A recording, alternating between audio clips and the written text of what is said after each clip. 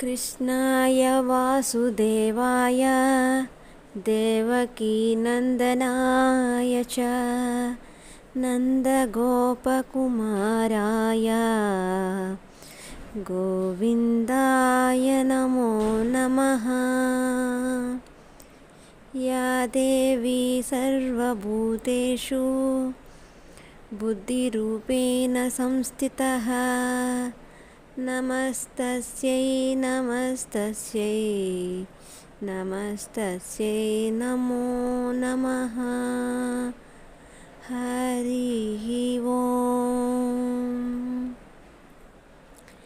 ఆశ్రమంలో కొలువైనటువంటి పరమ పూజ్య శ్రీ శ్రీ శ్రీ శివానంద సరస్వతి స్వామివారి పాద పద్మములకు శిరస్సాష్టాంగ నమస్కారములు తెలియజేస్తూ సత్సంగానికి విచ్చేసినటువంటి ఆధ్యాత్మిక ఆత్మీయ గురుబంధువులందరికీ హరి ఓం।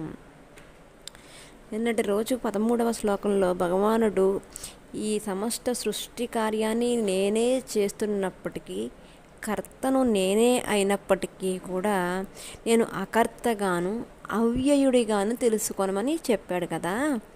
తెలుసుకుంటే అనేదానికి చెప్తున్నాడు భగవానుడు ఏమవుతుందో। నమాం కర్మాణి లింపంతి నమే కర్మఫలే స్పృహ ఇతి మాం యోభిజానాతి కర్మభిర్న సబధ్యతే। ఇక్కడ భగవానుడు ఏమంటున్నాడంటే మాం కర్మాని, నేను ఏదైతే చేస్తున్నానో కర్మలు, ఆ కర్మల మీద నా లిప్పంతి, నాకు ఎటువంటి ఆశ లేదు, ఎటువంటి కర్మలు కూడా లింపంతి అంటే అంటవు। మే కర్మ ఫలే, ఏదైతే నేను చేసే కర్మలే కాదు కర్మ ఫలాల మీద కూడా నా స్పృహ అంటే నాకు ఆసక్తి లేదు। మనం ఏదన్నా కర్మ చేశాము అంటే చూడండి, ఎవరికన్నా ఏదన్నా ఇచ్చామంటే వెంటనే తిరిగి మనకి వాళ్ళ ద్వారా ఏమొస్తుందనే సమాజంలో మనం ఉన్నాం। భగవంతుడు ఏమంటున్నాడంటే నిజానికి ఈరోజు మనం ఇలా కూర్చొని హాయిగా మాట్లాడుకుంటున్నాం, ఊపిరి తీసుకుంటున్నాం, వదిలిపెడుతున్నాం, అంత స్వతంత్రంగా అంత జరిగిపోతుంది। అంత దేనివల్ల జరుగుతుందో ఆ పరమేశ్వరుడు ఏది ఉద్దేశించి మనకి ఈ జీవితాన్ని ఇచ్చాడో ఆ జీవితం యొక్క ప్రతిఫలం వాస్తవానికి లేదు। నిజానికి ఒక మనిషి పుట్టాడు అంటే వాడు పుట్టుకకు కారణం ఏంటి? భగవంతుడిని తెలుసుకోవడమే। భగవంతుడు మనల్ని అందుకే పుట్టించాడు, కానీ తీరా పుట్టించాక మన వ్యవహారాలు మన కార్యకలాపాల మీద మనం పడి తిరుగుతూ ఉంటాం। కానీ ఆయన పుట్టించిన ఉద్దేశం అదే అయినప్పటికీ మనం ఇష్టం వచ్చినట్టు మనం తిరిగినా సరే ఆ కర్మ యొక్క ఫలం మీద కూడా ఆయన ఆసక్తి లేదు। అది అసలైన రహస్యం। అయితే ఇతి మాం యోపి జానాతి, ఈ విషయాన్ని ఎవరైతే తెలుసుకుంటారో ఈ విధంగా మాం నన్ను ఎవరైతే అభిజానాతి, జానాతి అంటే తెలుసుకోవడం, అభిజానాతి అంటే స్పష్టంగా తెలుసుకోవడం, ఇంకే సందేహం లేదు, ఎందుకంటే సమస్త కార్యాన్ని నడుపుతున్నది ఆయన అని సుస్పష్టంగా తెలుసుకోవాలి। అలా తెలుసుకోకపోతేనే ఈ సమాజంలో అనేక మత మార్పులు జరుగుతున్నాయి, ఎవరైనా వచ్చి మనల్ని కదిలించేయచ్చు అనమాట। చంచలమైన బుద్ధి ఉండకూడదు, నిశ్చలంగా ఉండాలి। అలాంటి బుద్ధి కలిగిన వాడు ఏమవుతాడంటే అభిజానాది, చాలా స్పష్టంగా తెలుసుకుని సకర్మభిహి అంటున్నాడు, అంటే అతడు చేసే కర్మల చేత నా బాధ్యత, అలా తెలుసుకుంటే వాడు కూడా బంధింపబడడు। చూసారా ఇక్కడ భగవంతుడు దయ ఎలా ఉందంటే భగవంతుడు యొక్క తత్వాన్ని తెలుసుకుంటే భక్తుడు ఎవరైతే ఉన్నాడో వాడికి కూడా కర్మఫలం అంటదనమాట। అలా అంటకుండా ఉంటే వాడేమైపోతాడు? వాడు కూడా భగవంతుడు అయిపోతాడు।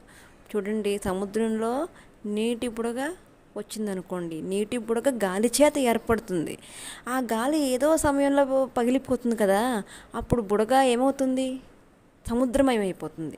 అదేవిధంగా భగవంతుడి నుంచి వచ్చిన మనము, మాయ చేత కప్పి ఉన్న మనము ఎప్పుడైతే జ్ఞాన ప్రకాశము తత్వబోధ మనకు ఏర్పడుతుందో మనం కూడా భగవంతుడి అయిపోతాము. మనకి ఏ కర్మలు కూడా అంటనే అంటవు. మీకు ఉదాహరణకి చిన్న కథ చెప్పుకుందాం. అదేంటంటే, పూర్వం అంబరీషుడు అనే రాజుండేవాట. ఆయన పరమ భాగవతోత్తముడు. ఏకాదశి వ్రతాన్ని ఎప్పుడూ కూడా ఆచరిస్తూ ఉండేవాడు. అలాంటి ఏకాదశి వ్రతాన్ని ఆచరిస్తూ ఉన్నాడు అంబరీష్ మహారాజ్ అన్నమాట. ఒకరోజు కార్తీక శుద్ధ ఏకాదశి వ్రతాన్ని ఆచరించి మరునాడు ద్వాదశి పారణ చేద్దామనుకుని యొక్క అంబరీష్ మహారాజు ఉద్యుక్తుడై ఉండగా, అదే సమయానికి దూర్వాస మహర్షి ఆ యొక్క అంబరీషుడి యొక్క రాజ్యానికి వెళ్ళాడు. అంబరీషుడు ఎంతో గొప్పవాడు, ఏకాదశి వ్రతం చేస్తున్నాడని చెప్పి ముల్లోకాలు కూడా మారుమోగిపోయింది. అంత గొప్పగా వ్రతాన్ని చేశాడన్నమాట అంబరీష్ మహారాజు.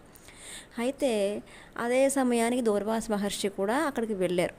వెళితే రాజుగారు చూసి మహర్షిని అర్ఘ్యపాద్యాలన్నీ ఇచ్చి సత్కరించి, స్వామి, ఈరోజు ద్వాదశి తిథి కదా, మేమందరం కూడా పారణ చేద్దామనుకుంటున్నాము, మీరు కూడా మా ఆతిథ్యాన్ని స్వీకరించండి అనగానే దూర్వాస మహర్షి సంతోషించి నదికి వెళ్ళి నేను స్నానం చేసి వస్తాను అని చెప్పారు. అప్పుడు అంబరీషుడు ఏమన్నాడంటే, స్వామి, ద్వాదశ గడియలు చాలా స్వల్పంగా ఉన్నాయి, మీరు చాలా త్వరగా రావాల్సిందిగా అని ప్రార్థిస్తే సరే అని చెప్పి దూర్వాస మహర్షి నదికి వెళ్ళారు. అయితే ఎంతసేపటైనా సరే ఈ మహర్షి రాలేదు.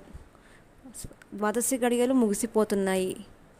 ఈ అంబరీషుడికి కొంచెం కంగారు పుట్టుకొచ్చి ఆ రాజ్యంలో ఉన్న మంత్రులని వాళ్ళందరినీ కూడా పిలుచుకొచ్చి శాస్త్రసమ్మతమైనటువంటి విషయానికి సందేహం కోసం, ఎందుకంటే చేసినది ఏకాదశి వ్రతం, ద్వాదశ గడియలు చాలా తక్కువగా ఉన్నాయి కదా, ఒకవేళ ద్వాదశి రోజు భోజనం చెయ్యకపోతే ఏకాదశి చేసిన ఫలితము మొత్తం పోతుంది అని చెప్పి ఏం చేశారంటే, ఏం చెయ్యాలి, ఇవేమో స్వల్పంగా ఉన్నాయి, మహర్షి ఏమో ఇంకా రాలేదు, ఒకవేళ భోజనం చేసేస్తే అతిథిని పిలిచి భోజనం చేయకుండా పాపం చుట్టుకుంటుంది, ఒకవేళ చేసేస్తే ఆ పాపము, చెయ్యకపోతే ఏకాదశి పాపము చుట్టుకుంటుందని చెప్పి పరిపరి విధాలుగా బాధపడి పెద్దవాళ్ళందరినీ కూడా అడిగితే వాళ్ళందరూ అన్నారు,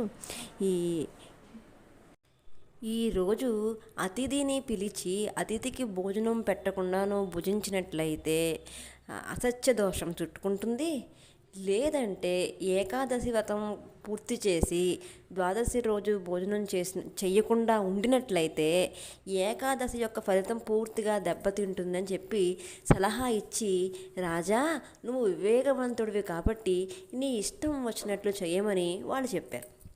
చెబితే రాజుగారు ఎలా ఉపవాసం చేశారంటే నిర్జల ఉపవాసం చేశారు. అంటే జలాన్ని కూడా స్వీకరించకుండా చేశారు.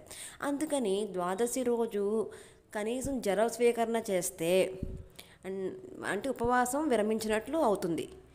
ద్వాదశి గడియలు తక్కువగా ఉన్నాయి, భోజనం చేసినట్టు లెక్క అవుతుంది కదా, కానీ భోజనం చేయలేనట్టే. కాబట్టి రాజుగారు ఆలోచించి ఏం చేశారంటే, ద్వాదశ గడియలు పోతూ ఉండగానే ఒక ఉద్ధరణితో నీళ్లు తీసుకుని పుచ్చుకున్నారు. వెంటనే ద్వాదశ గడియలు పోవడము, అదే సమయానికి దూర్వాస మహర్షి రావడం రెండూ జరిగాయి. దూర్వాస మహర్షికి ఆ సంఘటన చూసి పట్టలానంత కోపం వచ్చేసింది. నన్ను భోజనానికి పిలిచి నువ్వు భోజనం చేసేస్తావా, నువ్వు జలం స్వీకరించినా సరే అది భోజనంతో సమానమని చెప్పి పట్టరాని కోపం వచ్చి అనేక రకాలుగా నిందించడం మొదలుపెట్టి, నువ్వు వచ్చే జన్మలో పేడలో పురుగై పుడతావు అని చెప్పి శపించాడు. వెంటనే ఈ రాజుగారికి భయం వేసి కాళ్ళ మీద పడి, అయ్యా, నన్ను క్షమించండి, చేసింది ఏదో చేసేసాను, జరిగింది ఏదో జరిగిపోయింది, మీలాంటి మహాత్ములకి ఇంత కోపం రాకూడదని చెప్పి కాళ్ళ మీద పడి ప్రాధేయపడ్డాడు. పట్టినా సరే ఆ మహర్షి గారికి కోపం తగ్గనే లేదు. ఒక్క ఉదుటు నా కాలుతో తన్ని 10 జన్మలు నీచ జన్మలు ఎత్తాలని చెప్పి రాజుగారిని శపించాడు. అయినా కోపం తగ్గలేదు. ఇలాంటి వాళ్ళు సమాజంలో చాలామంది ఉంటారు. సరే, అయితే ఆ కోపం తగ్గకపోతే తన జటాజూటం నుంచి, మహర్షి కదా, జడలో ఊడలగట్టేసి ఉంటుంది, ఒక జడ ఒకటి పెరికి నేలకేసి కొట్టగానే ఈయన యొక్క కోపం యొక్క రూపం దాల్చి ఒక రాశీభూతమైనటువంటి రాక్షసి కింద, దాని పేరు కృత్య, ఆ ఆకారంలో వచ్చి పగ మండిపోతుంది. ఆ కృత్య ఆకారం అన్నమాట. ఆ కృత్య బయటకు వచ్చి ఏమంటుందంటే, చంపేస్తానని చెప్పి రాజుగారి మీదకి వెళుతుంది. వెళితే పాపం భయంతో రాజు నమస్కరించుకుని నారాయణ స్మరణ చేసుకుంటుంటే ఒక్కసారిగా సుదర్శన చక్రం ప్రత్యక్షమయ్యి అదేం చేసిందంటే, ఆ కృత్య యొక్క రావడంతోనే కృత్య యొక్క తల నరికేసి వెంటనే దూర్వాస మహర్షి వెనకాలకే వెళ్ళింది. దూర్వాస మహర్షికి భయం వేసింది. ఎందుకంటే దాని ఆకారం ఎలా ఉంటుందంటే, సుదర్శన చక్రము గుండ్రంగా ఉంటుంది, దానికి కొనలు ఉంటాయి, అవి 1000 కొనలతో ఉంటాయి. 1000 కొనల నుంచి 1000 సూర్యుడికి సంబంధించిన వెలుగు ఎంత వస్తుందో అంత వెలుగు విరుజుమ్ముతూ ఉంటుంది. సుదర్శన చక్రం అంటే మాటలా, స్వామి చేతిలో ఉండే చక్రం అది.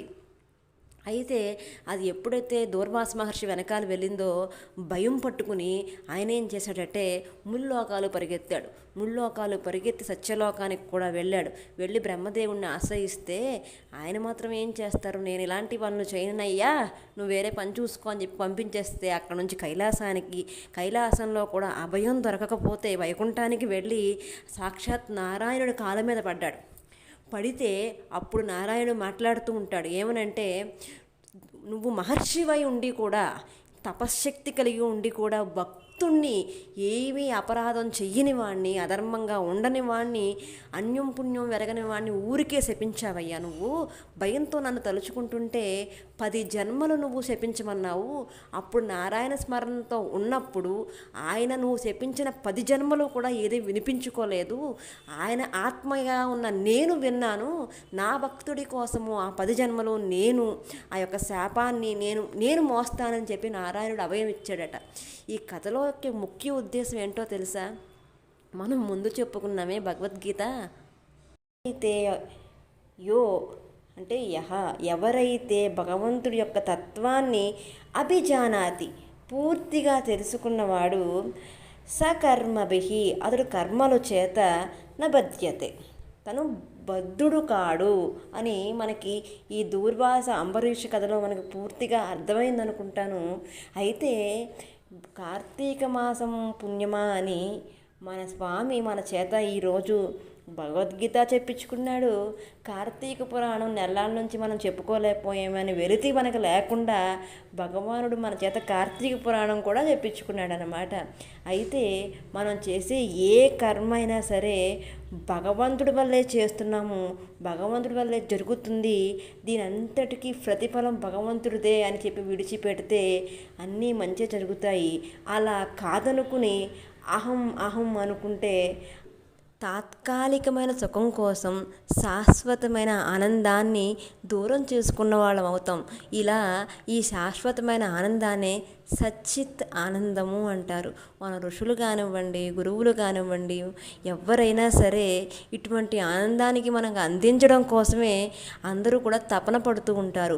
భగవద్గీత యొక్క ముఖ్య ఉద్దేశం కూడా శాశ్వతమైన ఆనందాన్ని జీవుడికి ఇవ్వాలనే భగవానుడు ఒక్క ప్రశ్నకి ఇన్ని రకాలుగా సమాధానం చెప్తూ ఉన్నాడు. ఇంకా భగవానుడు ఏం మాట్లాడుతున్నాడో వచ్చే వారం తెలుసుకునే ప్రయత్నం చేద్దాం. సర్వం శ్రీకృష్ణ పరమాత్మ పాదారవిందార్పణమస్తు. హరి ఓం.